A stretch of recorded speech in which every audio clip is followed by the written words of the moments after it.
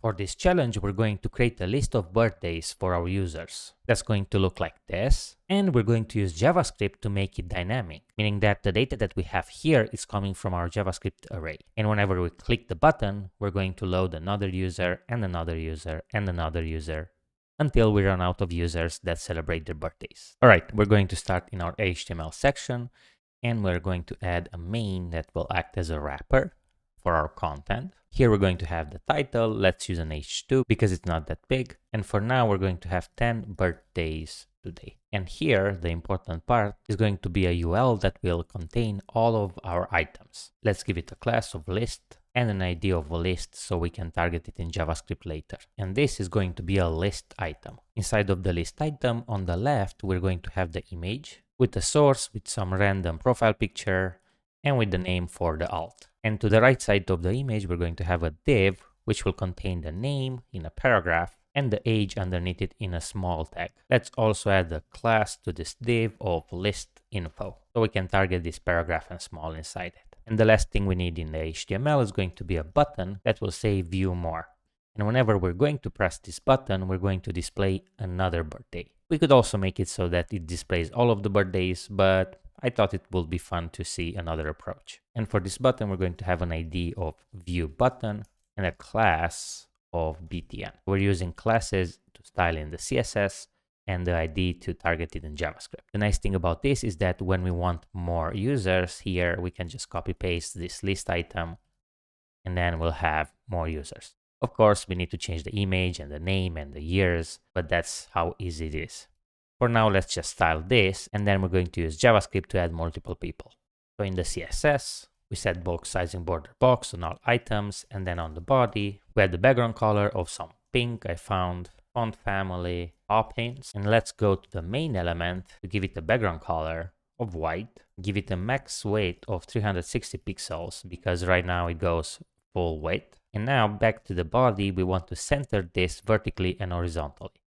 And how we do that? Well, with flex. We're going to say display flex, align item center, and justify content center. We also need a mean height of 100 viewport heights on the body. And also let's remove the margin while we're still here so that we don't have the scroll there.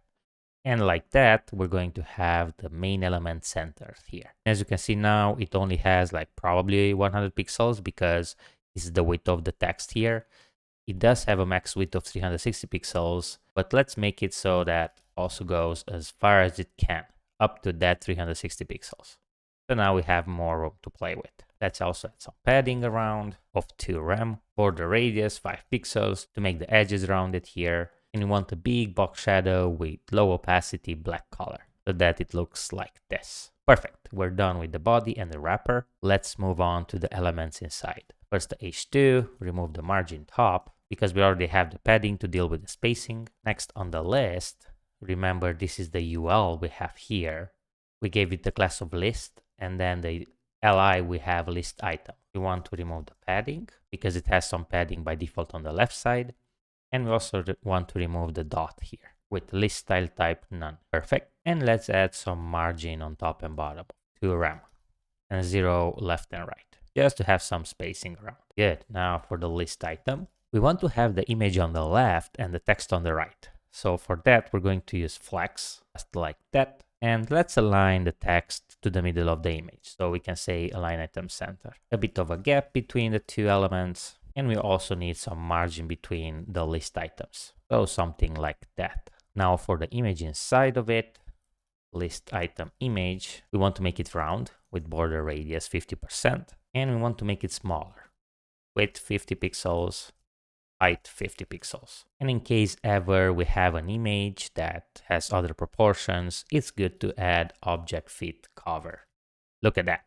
We're slowly getting to the design we want. Next up, we're going to use our list info div, and we're going to style the paragraph that's inside. And the only thing we need here is to remove the margins except the one from the bottom. So this is for the top, for the bottom, and then left and right will be 0. And also for the small tag, we want to change the color to be a lighter gray, just like that.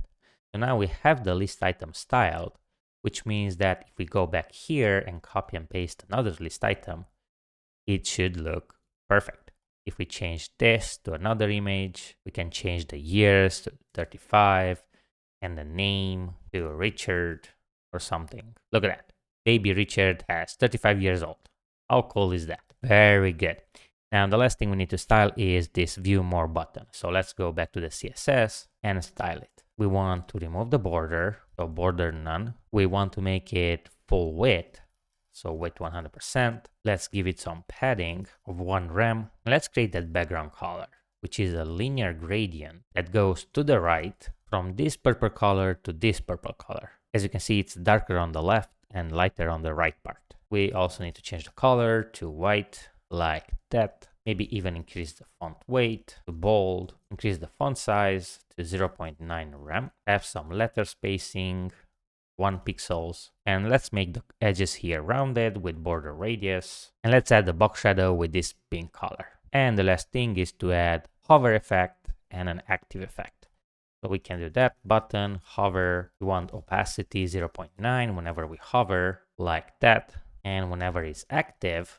What if we change the direction of the linear gradient? So we can do that by saying to left here. And whenever we hover, it's lighter. Whenever we click, it changes the direction of the linear gradient. And of course, cursor pointer, just so that we can see that, hey, this is clickable. Good. So with that, we are done with the CSS. We're done with the HTML, but we're going to use JavaScript to add this list item dynamically. So we're going to remove this one and also copy this one out.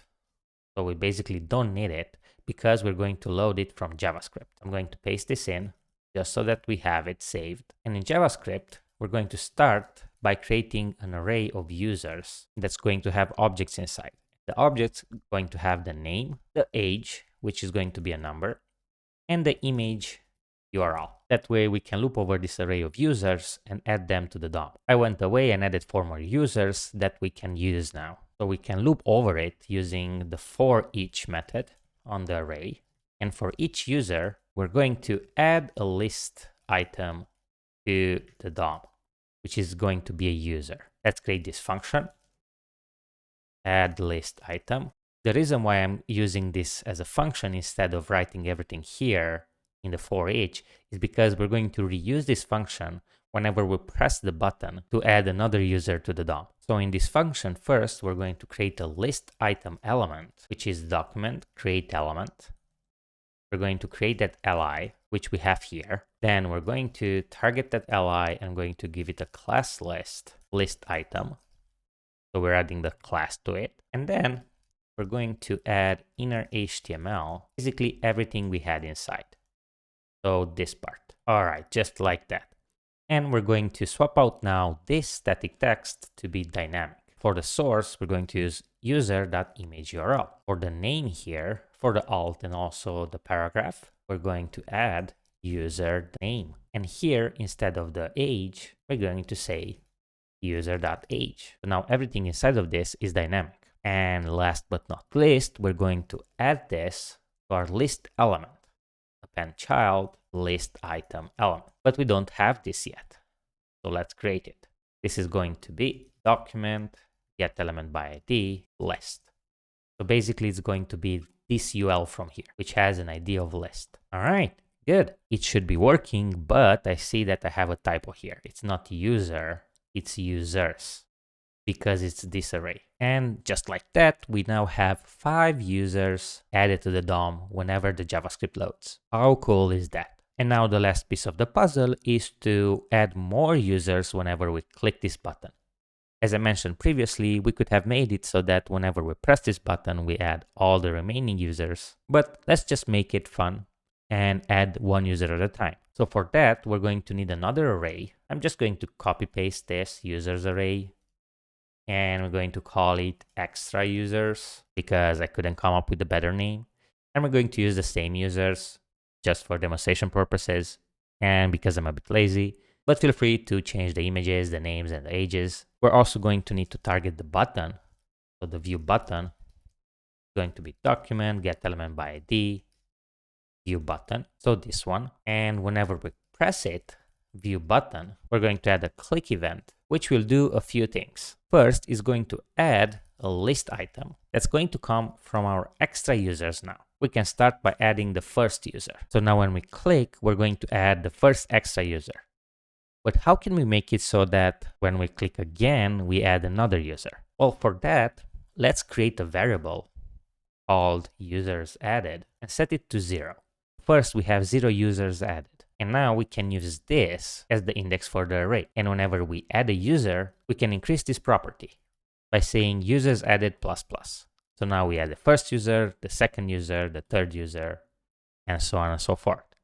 The problem is now that when we run out of users, we want to do something, right? We don't want to see this button anymore because there's nothing to see. So how do we do that? Well, we can check if the users added equals to the extra users.length, right?